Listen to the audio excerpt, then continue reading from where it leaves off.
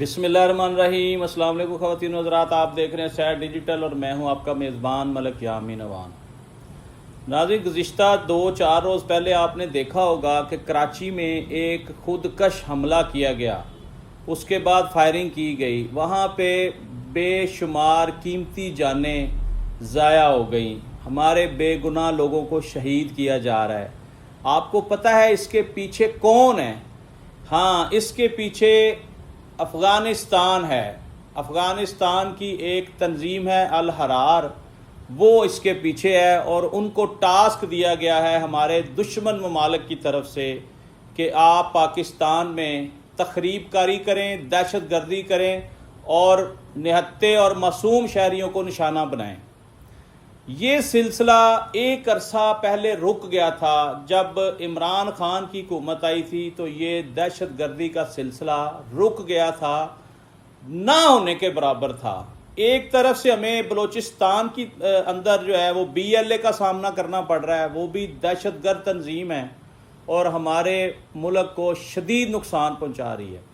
دوسری طرف سے افغانستان ہمارے خلاف ہر وہ کام کر رہا ہے جس سے اس کو فائدہ ہو، جس سے اس کو زیادہ سے زیادہ ڈالر ملیں، اور تیسری طرف بھارت ہمارا دشمن، ازلی دشمن، جو ہمارے دشمنوں کو پرموٹ کرتا ہے، ان کی فنانشلی سپورٹ کرتا ہے اور وہ ہمارے خلاف ان کو استعمال کرتا ہے۔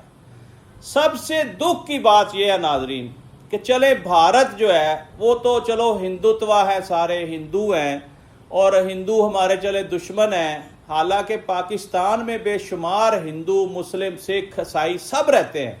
یہاں ایسا کچھ نہیں ہے کہ ایک دوسرے کے خلاف ہو مسلمان اور ہندو، ایک پلیٹ میں کھاتے ہیں۔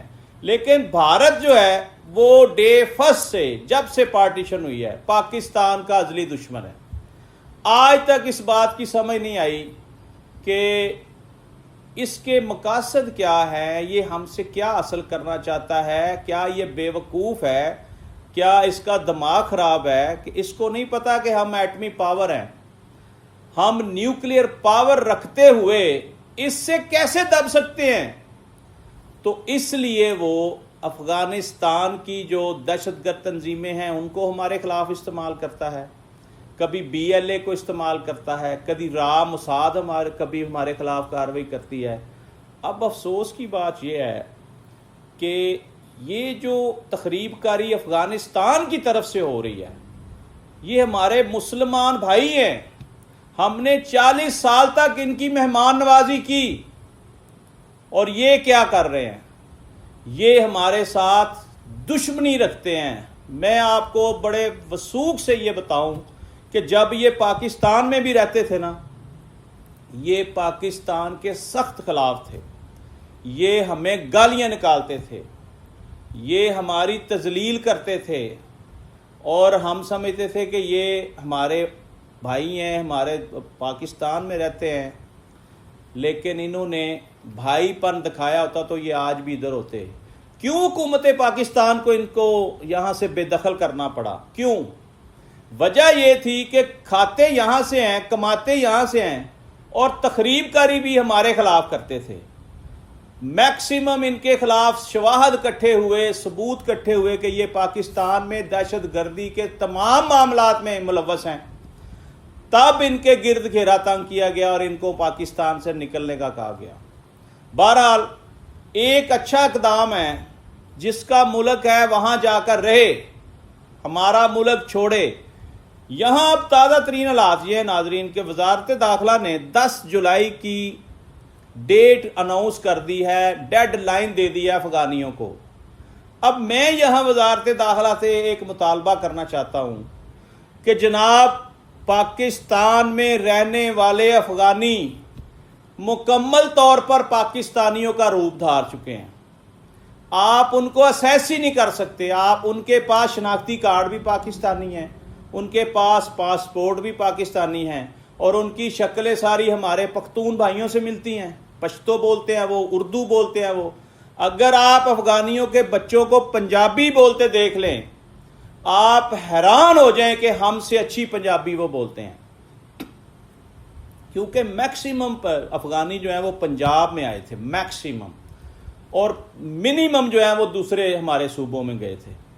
اب ان کو نکال نہیں سکتے آپ، قیامت تک آپ ان کو نکال نہیں سکتے. یہ بات بڑی کلیئر ہے. اگر آپ ان کو واقعہ ہی نکالنا چاہتے ہیں تو ایک ایسا سیٹ اپ بنائیں جس کو پراپر آفیسز دیں، ان کو فنڈنگ دیں، ان کے اوپر خرچہ کریں.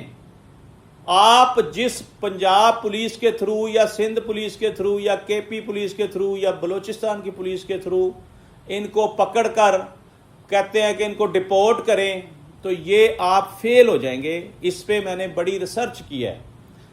ایک تو انعام رکھیں ان کے اوپر کہ جو لوگ پاکستان میں رہ رہے ہیں بھیس بدل کر اور ہیں وہ افغانی، ان کی مکمل نشاندہی کرنے والے کو ثبوت دینا ہوگا، اور اگر اس کی بات درست ثابت ہوتی ہے تو اس کو گورنمنٹ آف پاکستان انعام دے گی. آپ دیکھیے گا کہ کس طرح لوگ ان کی نشاندہی کرتے ہیں. ایک بات اور، آپ نے جو بھی ادارے اس کام کے لیے منسلک کرنے ہیں ان کو بھی پراپر فنڈنگ دیں. میں نے ایک دفعہ ایک دوست سے بات کی کہ جناب افغانی ہمارے ملک سے چلے گئے ہیں، رہ رہے ہیں، یہ ان کو کیا کرنا چاہیے ہماری حکومت کو. انہوں نے کہا جناب، وہ پولیس افسر تھے، انہوں نے کہا جناب ہمیں کیا ضرورت پڑی ہے کہ ہم افغانی پکڑیں اور ان کو جا کر اپنے پلے سے کھانے کھلائیں پھر ان کو بارڈر پر چھوڑ کر آئیں. یہ بات ان کی درست ہے. یہ ہماری حکومت کی اصلاح کرنے کے لیے ہی بات کافی ہے کہ آپ اپنے لوگوں کو فیسیلیٹیٹ کریں، انہیں بتائیں کہ بھائی اگر اس کام کے اوپر آپ جائیں گے آپ کا جتنا خرچہ ہوگا حکومت آپ کو پے کرے گی. لیکن آپ نے بندے پکڑنے ہیں، بیچنے نہیں ہیں. بندے بک بھی جاتے ہیں. آپ نے بارڈر کراس کروا کر آنا ہے، اور جتنا خرچہ آپ کا بنے گا حکومت پے کرے گی، اور انعام بھی دیں ان کو اگر تو آپ نے یہ کام کرنا ہے.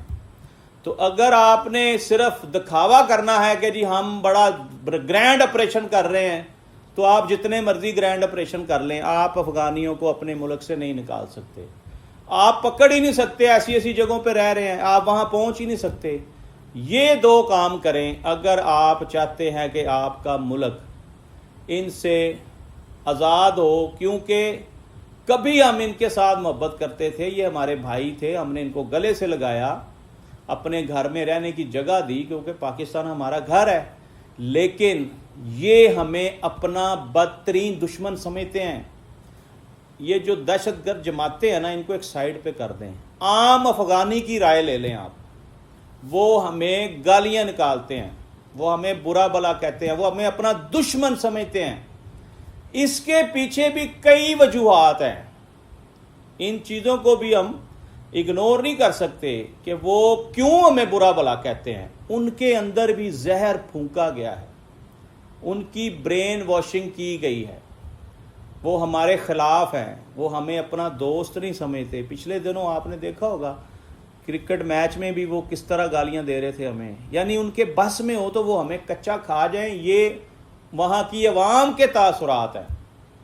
حالانکہ پاکستانی جو ہیں وہ ان سے نفرت نہیں کرتے، چاہے یہ اس ملک میں ہیں چاہے ان کو نکال دیا گیا ہے، وہ نفرت کرتے ہیں. اور یہاں سے 40 سال میں انہوں نے کروڑوں اربوں روپیہ کمایا، جائیدادیں بنائیں، گاڑیاں، بینک بیلنس، اتنا کچھ. اور اسی ملک کے وہ خلاف تھے. اس کی صاف نشانیاں اب آپ کے سامنے ہے کہ پاکستان میں دہشت گردی شروع ہو گئی ہے. اس سے پیچھے جتنی دہشت گردی ہوئی ہے اس میں سارے افغانی پائے گئے ہیں. ابھی جو کراچی والا واقعہ ہوا ہے اس میں 2-3 انہوں نے پھڑکا دیے ہیں ہماری فورسز نے، لیکن ہمارے 4-5 جوان بھی شہید ہو گئے. یہ ذرا دیکھیں کہ ہو کیا رہا ہے. عام شہری بھی شہید ہوئے. ایک زندہ بندہ پکڑ لیا انہوں نے افغانی، اس نے ہوش ربا انکشافات کیے ہیں. اب وزارت داخلہ کو ہوش آیا ہے کہ بھائی ہم نے تو افغانیوں کو نکال دیا تھا لیکن وہ تو ادھر موجود ہیں.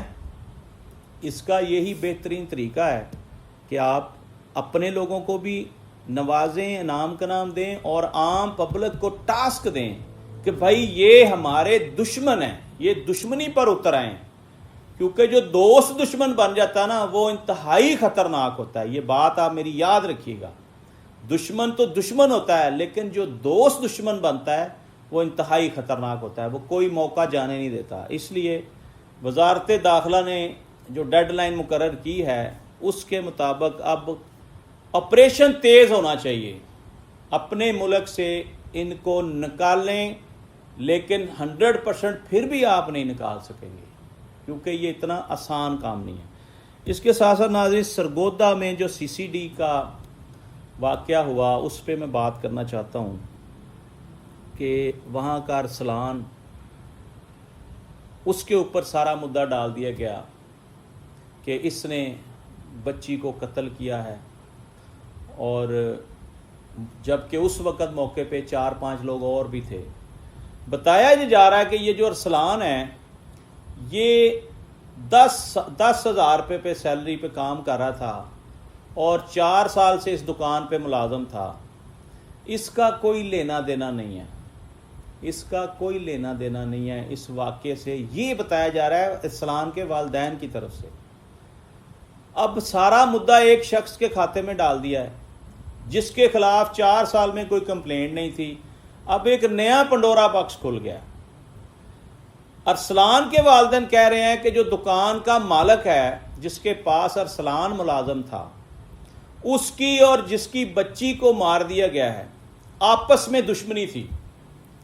اس دشمنی میں دکاندار نے اس کو للکارا تھا کہ میں تمہیں ایسی سزا دوں گا، ایسا سبق سکھاؤں گا کہ تم یاد رکھو گے. اس نے اپنی دشمنی کے چکر میں اس کی بچی کو مارا، جو بھی کیا، تو وہ پولیس کی ملی بھگت سے ان کو بے گناہ کیا جا رہا ہے یا ان کو ویسے ہی سائیڈ لائن کیا جا رہا ہے اور ایک ہی شخص کے اوپر مدعا ڈال کر اس کو مار دیا گیا. وہ کہتے ہیں کہ ہمارا بچہ تو مر گیا، ہمیں صبر آ جائے گا، لیکن جو بندے گناہ گار ہیں ان کے خلاف آپ نے کیا کارروائی کی؟ ان کی انویسٹیگیشن آپ نے کیا کی؟ کیا وہ قصوروار نہیں ہیں؟ تو بتایا جا رہا ہے کہ والدین سخت پریشان ہیں. وہ کہتے ہیں کہ بھائی دشمنی ان 2 خاندانوں کی تھی، آپ نے ہمارا بچہ مار دیا. اب اس کی صاف اور شفاف انویسٹیگیشن ہونی چاہیے.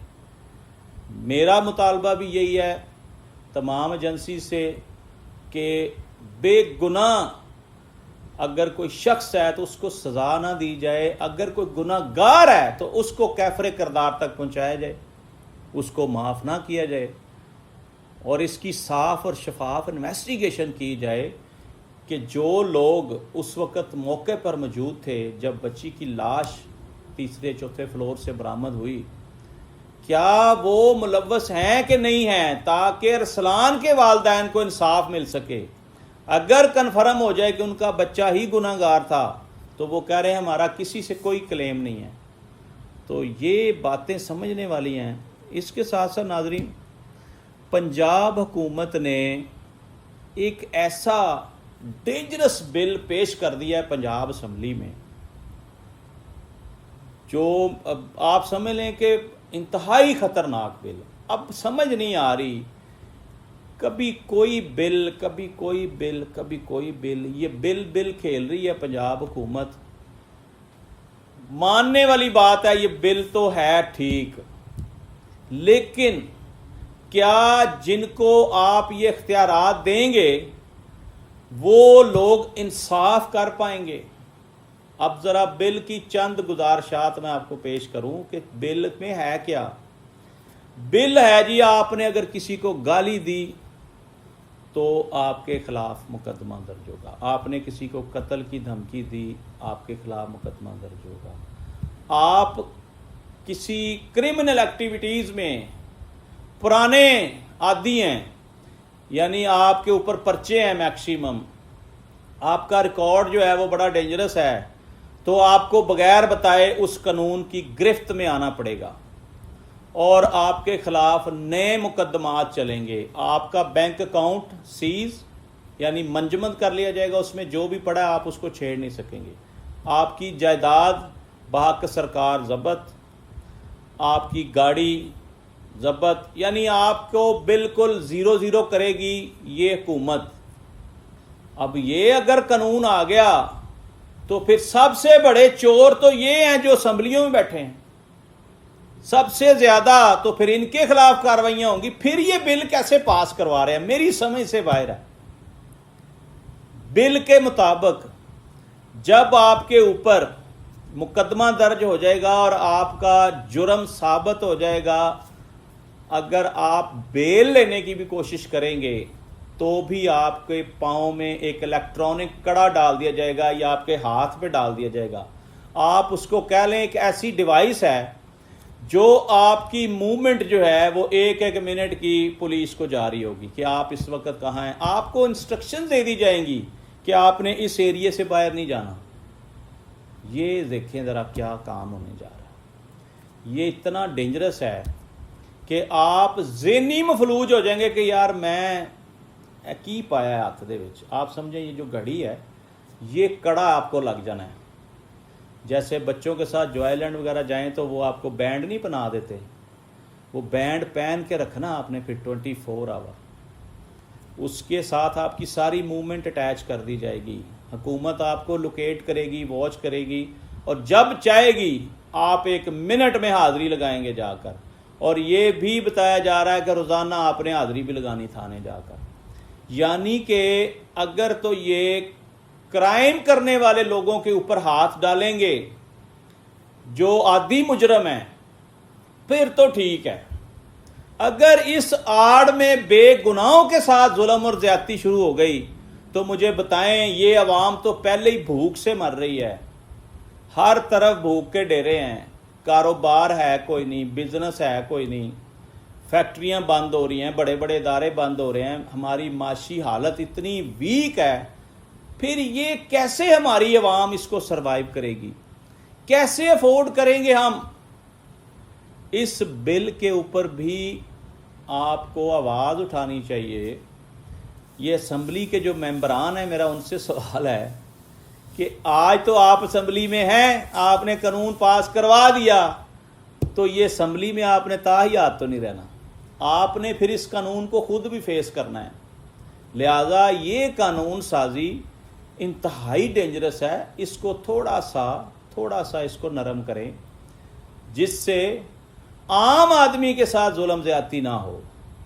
اس سے خوف پیدا ہوگا معاشرے میں، اور اس قانون کی وجہ سے ہو سکتا ہے کہ لوگ ملک چھوڑ کے بھاگیں، کیونکہ ایک سیدھا سادہ بندہ جو کاروبار کر رہا ہے، جس کا کسی سے کوئی جھگڑا نہیں، کوئی دشمنی نہیں، کوئی لینا دینا نہیں، وہ کرمنل ایکٹیویٹیز میں ملوث بھی نہیں ہے، آپ جب چاہیں گے اس کو بھی گھیرا ڈال لیں گے، بھئی ادھر، تو پھر وہ اس کی ہر چیز اگر چھن جانی ہے تو اس سے پہلے پھر وہ ملک سے بھاگ جائے گا۔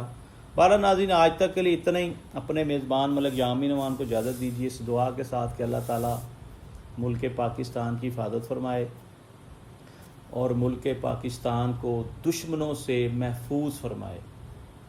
پاکستان زندہ باد۔